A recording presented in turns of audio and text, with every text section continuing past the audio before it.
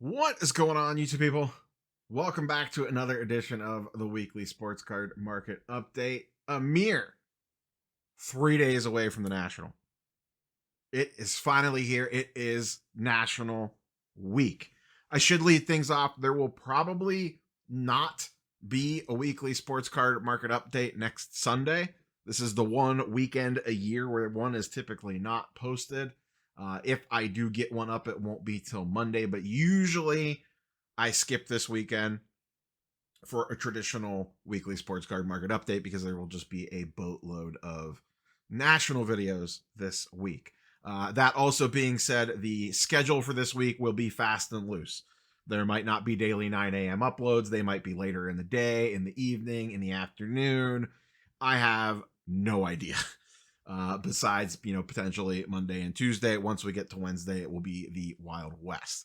If there is anything particular you'd like to see, any sort of coverage you would like to see from the show itself, fire away in the comments down below.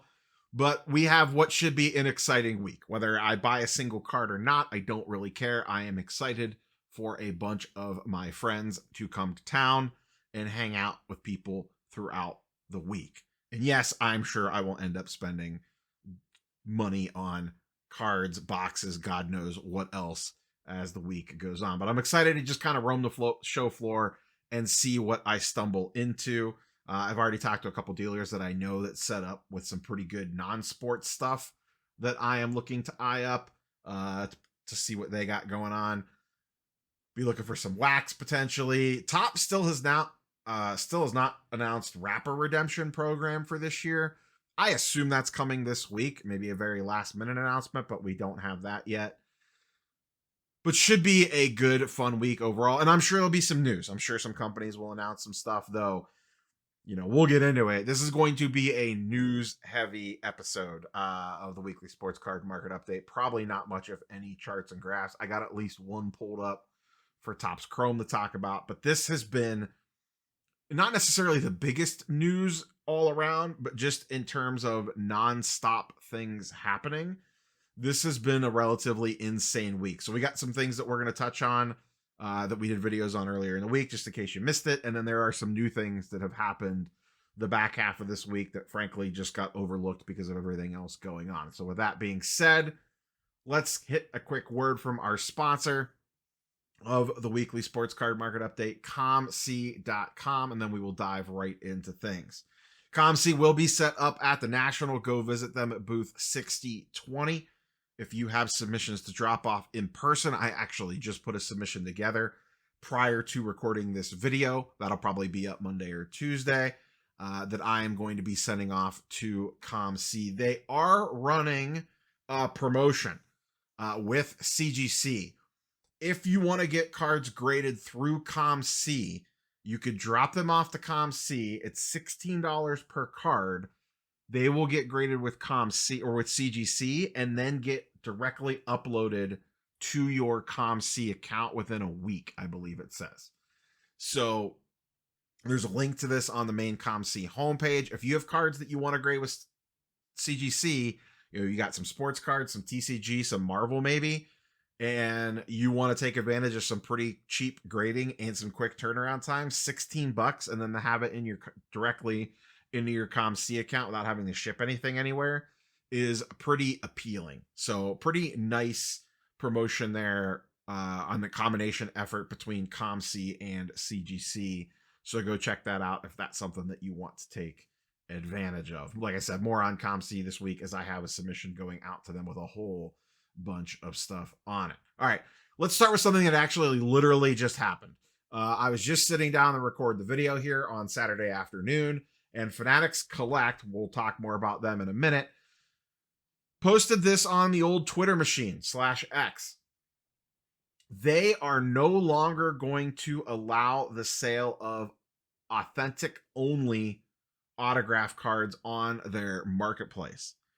Big move here. This is one of those things that always causes a boatload of confusion. And there was a high profile case of this, it might have been a week ago, week plus now, of a Magic card being sold that was autographed, but the card inside the case was a reprint. It wasn't authentic, but the autograph was authentic. So people get this confused all the time, and I could see how it could happen if you're not in the weeds on this stuff. And PSA has even gone so far as going forward now this will be in that new blue label, but all they're authenticating is that the autograph is legitimate and then it is on a trading card. They are not authenticating that the card is also legitimate. It does not even go to the card grading team. It goes to the auto grading team. It's two separate things.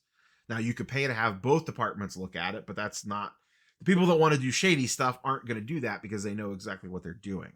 So, straight up props to Fanatics Collect for banning this stuff. I am sure there'll be some people that are going to be mad about this, but I have to imagine most of those people were probably doing shady nonsense. I am sure there are some very legitimate sellers that were selling things like this that get kind of caught in the crossfire. But, sometimes you got to take one for the team for the betterment of everybody else. This is a really nice move, and they will be leaving money on the table with this, though it does probably save them a bunch of backlash and PR shenanigans. But regardless, nice to see Fanatics actually be proactive on something like this now that it is, completely off the PWCC umbrella and now labeled as Fanatics Collect, that they're moving to eliminate these authentic only autographed cards from being sold off. Because like I said, 9 times out of 10 that I see these things sell, there's usually something nonsensical going on with them.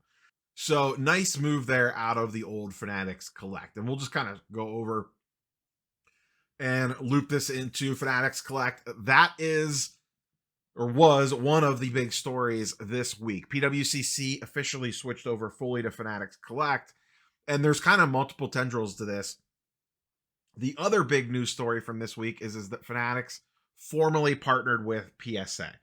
And, I got some comments on this video like, doesn't COMC already do this? Isn't there other people that you could already do this with?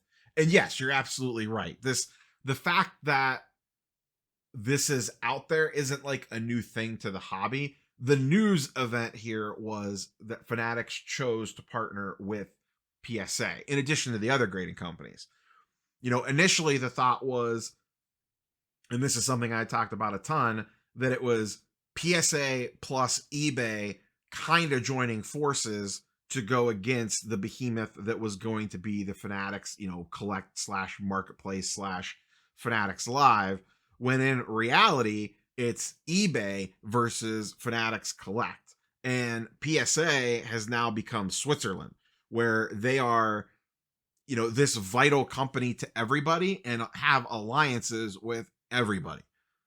They have alliances with eBay. They have alliances with Fanatics now. They have alliances with COMC. All these different companies they are tied to, and they have positioned themselves as being needed by everybody. And that's big news for Fanatics Collect, because like I talked about in that video, it makes it more likely that those cards stay in the Fanatics Collect ecosystem by allowing you to grade them with PSA. And because they're going this route, the other, news aspect of this is that doesn't prevent them from, but I have to imagine it makes grading less of a thing that they want to get entered into. I know most people in the hobby would prefer Fanatics never gets into grading and keeps it completely separate. Regarding the Fanatics Collect outside the PSA partnership, a couple more pieces of info came out after the fact. Jeff Wilson did an interview on his podcast show, The Jeff Wilson Show, with the president / CEO, the guy running Fanatics Collect. And one of the things that they talked about was the trading aspect of it that they would like to bring in the future. Right now we have Veriswap for that, but the idea of being able to trade on a platform is intriguing. And I think that will give them a major edge over eBay potentially. They also are going with the aggressive selling fees at 6% as well for lower end items. So we're going to have to see how all this plays out, but those are probably going to be your two biggest marketplaces for graded cards, at least. eBay will obviously always be number one. I have a feeling Fanatics Collect is going to be a thorn in their side. COMC's out there as well, but a lot of people use COMC for raw stuff and lower end things. And there are some other ones out there, but Fanatics Collect, I think, is definitely going to be a place that we should all start getting used to looking for cards on, especially with all these different partnerships coming up.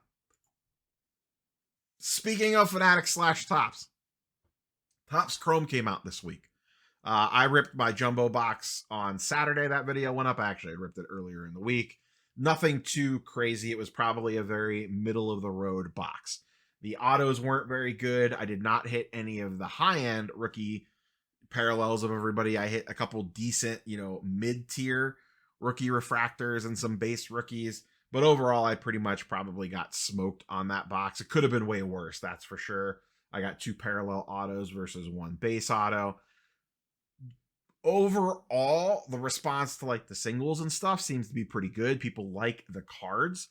Just the value proposition on the rip, which is never usually there, seems a little bit worse this year between the extra pricing and the expanded checklist. Really kind of hurts things. Now, that being said, if they do the Rapper Redemption, which I expect will get announced this week, I may dabble in a few just regular hobby boxes this week at the National. We'll just kind of have to see what comes up. Now, one thing they have caught a ton of flack for are these vet autos. They have promoted the hell out of the Ken Griffey Jr. autos specifically, along with some of the other ones, and which is all well and good. Promote your product. The problem is they weren't being very forthright with the location of these cards. The vet autos, which once again look fantastic, are only found in the Breakers Delight product. In their marketing for this stuff, they have not been clear at all that is where they come from. I know quite a few people that got taken a little bit aback by the fact that, oh, I bought a jumbo box. Wait, I can't pull the Griffey auto from here. I can't pull the vet autos from here. These Topps Chrome, they're all numbered to 50 or less. Once again, really nicely designed cards, but they are in the Breakers Delight only product. So a little bit shady on the marketing front there from Topps.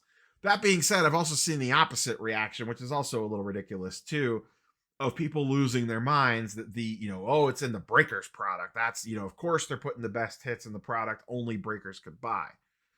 Okay, it's a bad name calling the product Breakers Delight, but here's the thing. Anybody can buy Breakers Delight. It is not a hobby shop, or it's not a breaker only product, rather. You could buy it at an LCS. My LCS, one of the ones that I have in Cuyahoga Falls, All Pro Sports Card, sells Breaker Delight boxes. Now, I don't know if they're still in stock or not, but I bought a Topps Chrome Update Breakers Delight box from them. You could buy them. I believe they're sold out right now, but they were on David Adams and Blowout at release and prior to release. You could have purchased them on there as well. So it's not like your average, people were like, oh, of course, they're in the boxes your average Joe can't buy. They can't walk into their shop and buy these. Well, actually, you can. They're expensive. I think they're like $450, $500 for a box for 12 cards, and you get no base cards in it. So you'd have to hope to hit a refractor of one of the MVP candidates to chase MVP buyback.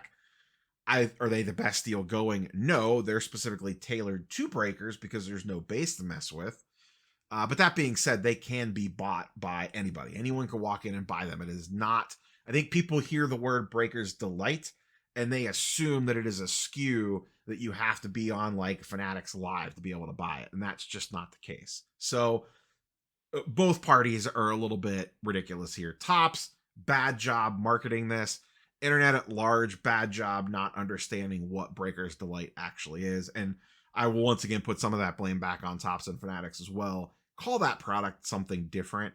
It would save you a lot of guff on the social media side of things, a lot of angst of people just not understanding that anyone can buy this product. The other thing that happened this week in the Topps front, Topps Composite Football came out and went quickly. $250 a box for this product, and it is like the Panini Chronicles version of this. We haven't seen Topps Chrome NBA. We know that that's coming as well. The era of unlicensed is here, according to the flag bearers of unlicensed product. And listen, this product will be hyped. The Topps Chrome basketball will be hyped, and then no one's going to care about unlicensed again in a year or two when Fanatics gets the licenses and they immediately shove unlicensed to the side. This is a in the moment product. This is a FOMO product. They got me. I bought a box. Now, interestingly enough, initially the release date on this was August 16th, which was Fanatics Fest in New York. The day after, I got this email because I pre-ordered a box. It has been delayed / changed. I shouldn't say delayed. The street date has changed to 8/30/2024, which is the end of August.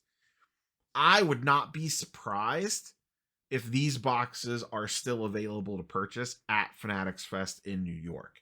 I would not be shocked if one of their exclusive drops / promos, whatever, is have an opportunity to buy Topps Composite 2 weeks early before everybody else. I would not be surprised in the least if they do something like that. If they do, I will attempt to get a box just for the content purposes of ripping one open and giving you all a preview of what it looks like to help you make a better informed purchasing decision, since you'll actually potentially have that a couple weeks before. Now, I don't know if that's going to happen or not. That is just me speculating. It seems all too perfect for them to release this thing at the end of August and have a limited release at Fanatics Fest in New York for those people to get hands-on early at their own convention. That just all makes too much sense in my mind. It would also be a way to hype the product up. And maybe, not that they would do this. Do you think the boxes at Fanatics Fest would be a little juiced maybe to make the product look a little better for everyone that's going to be there and ripping it open and posting all their hits on social? That would never happen. That would never happen. But yes, Topps Composite pushed a couple of weeks, and still no news on Topps Chrome basketball, though that is supposed to be coming pretty soon as well. Another hot button issue this week, CT scanners. I pulled this up because I jokingly noticed that I posted about this on social yesterday. This sold on July 19th, which is right after all this stuff came out. And I honestly don't know if this is even a CT scanner that you could use in this case. But really what I wanted to touch on here, kind of taking another swing at this story because it's been talked to death. A lot of people on Facebook and in the comments of those videos have been like, this is completely unrealistic. Mostly taking it from the medical angle of about, like hospitals and how locked down these things are and how expensive these machines are. Meanwhile, forgetting that these machines are in more places than hospitals. For example, this is a laboratory scanner. There are a lot of labs and things like that use CT machines that aren't on the same scale as sticking a human body in them. Also, people were talking about, well, just wrap the cards in tinfoil or whatever, and then they'll be fine because scanners can't read metal. Remember, you don't need a medical grade scanner for this stuff. You're not performing surgery on somebody. You don't need crazy high-res detail to see an NBA logo, man. And you actually can put metal in these. Obviously, it's scanned through a flawless box. Metal just distorts the image a little bit, the way that it was described to me, and potentially will make it not as accurate and kind of morph things a little bit. But you don't care. You just need to see the patch. You're not cutting someone open and removing something from a body. It doesn't have to be 99.9% accurate in the image. It just needs to give you an idea of what the hell's in there. So keep all that stuff in mind when you're talking about how this is impossible and unrealistic. Now, that being said, I don't think every person in the world, in the hobby, is operating CT scanners in their garage to see hits in boxes. I do think it is more prevalent than people want to admit, but I don't think it's, every other person out there is doing this to their boxes, whether it's a breaker, a manufacturer, a dealer, a distributor, whatever.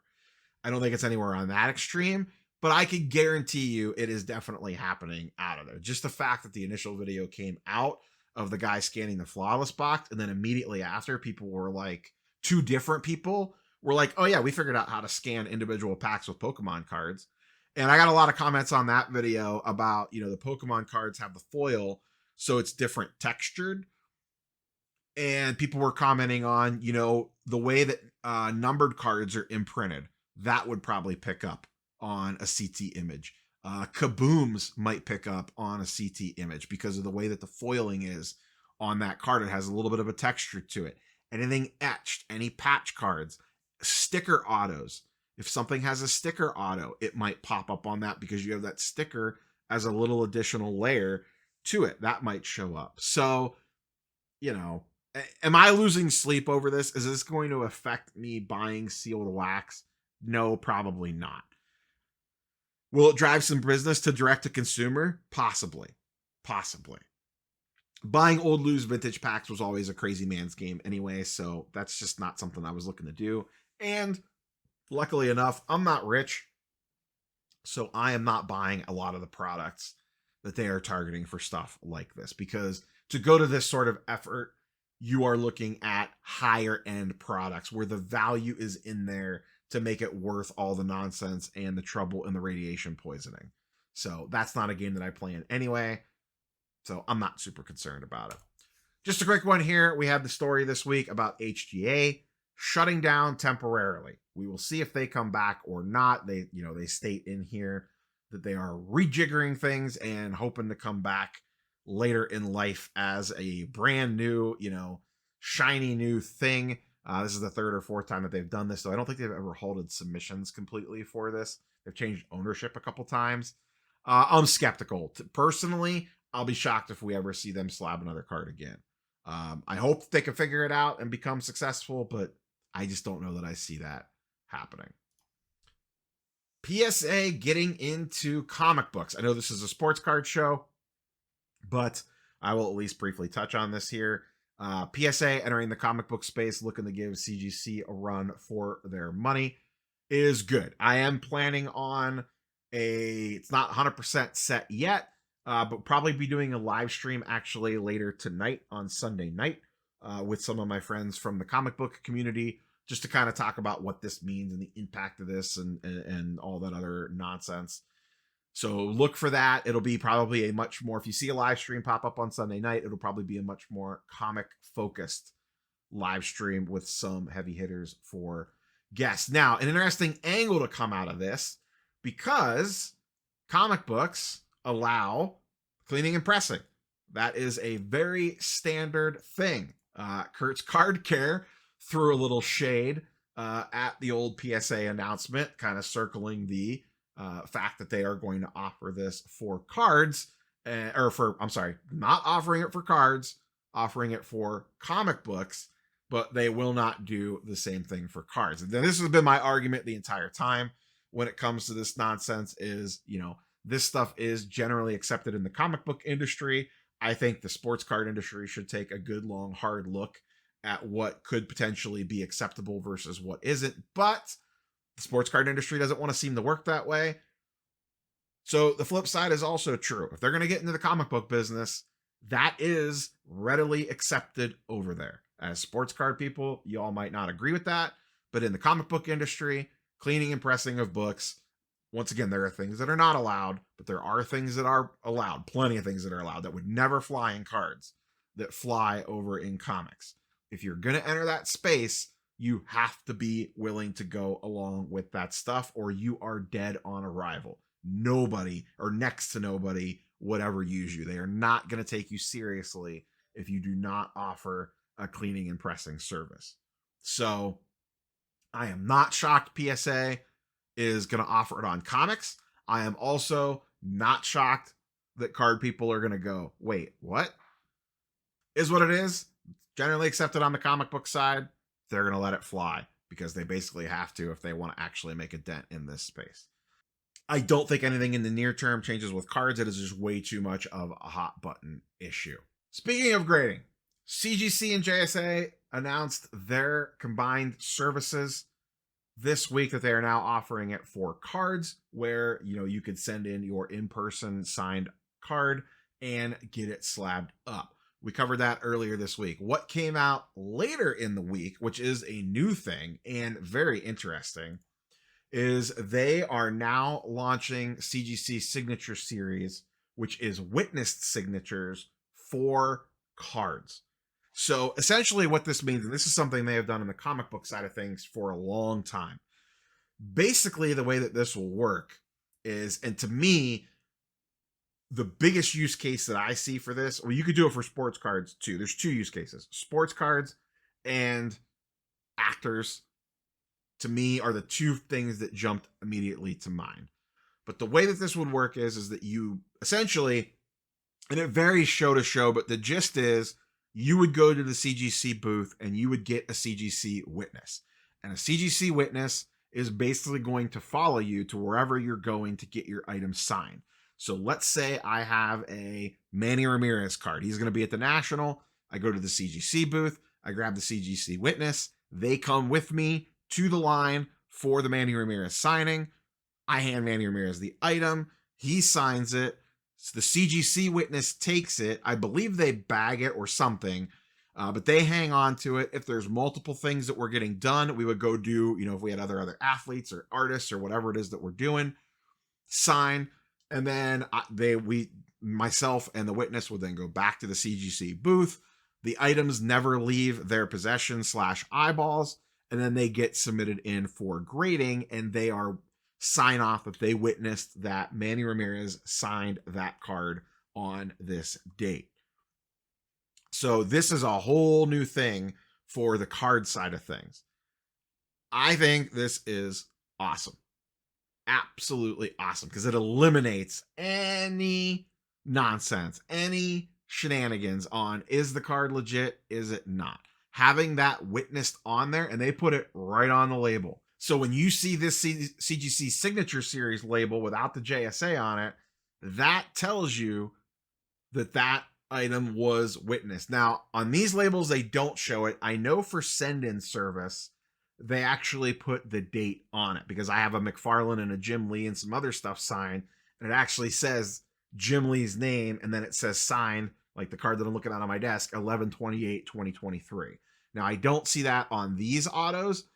Maybe they don't because it's in person, but when you send in, they do that. We'll see. Maybe it's just admitted from these labels. I don't know if they'll do it for the in-person or not, but regardless, when you see that CGC Signature Series label, that is your clue that it is a witnessed signature. So the aspects of this are obviously, at the National, you could grab a CGC witness, take them to the booth, have your athlete sign whatever card that you're having signed, and then get it in a witnessed slab versus having to go with the JSA authentication. And in the comic book world, witnessed items almost always outsell non-witnessed items. Obviously, people feel much more secure about the witness signing versus someone gave their opinion on whether it's legit or not. This, to me, would also be really good at Comic Cons, both for artists, but also actors. So let's say Chris Evans is signing at New York Comic Con, which I'll be at in a couple of months. I don't know if he's signing there or not, but he has in the past. And I take a 90 MU Captain America card. I go grab my CGC witness. We wait in the line. Chris Evans signs it. Then I have them signature series it. And now I have a Chris Evans witnessed signature on a 1990 MU Captain America card, or whatever it is that I have signed by him. I think that is really cool. This is something that I have been hoping that they do for a while. I would still like them to expand out their send-in services for when they have actors and actresses and artists come through. They've gotten slightly better at it, but they still have a long way to go for sending in when they have signing events at CGC itself. But really, really nice addition there to CGC services. I'm a big fan of this. Last but not least, let's dive into market movers very quickly. I know we're running very long here.